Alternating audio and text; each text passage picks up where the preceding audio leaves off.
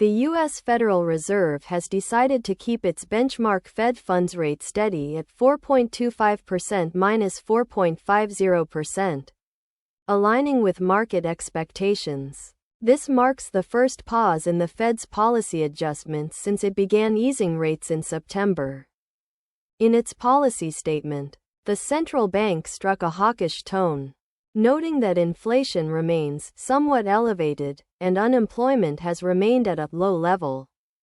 The language of the statement was more cautious than in previous months, with the Fed omitting last month's reference to progress in reaching its 2% inflation target.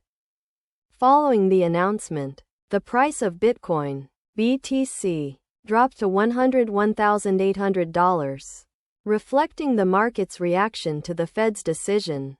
U.S. stock indices also saw losses, with the Nasdaq falling by 1.1% and the S&P 500 dropping 0.9%. Meanwhile, the dollar and gold prices remained largely unchanged, and the 10-year Treasury yield rose by 5 basis points to 4.59%. Since the Fed's first rate cut in September, the central bank has reduced the Fed funds rate by 100 basis points.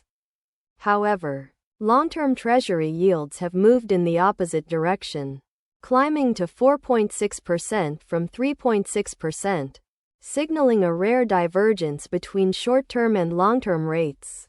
This divergence, combined with stronger than expected economic data and inflation reports, has led the Fed to hold off on further rate cuts for now.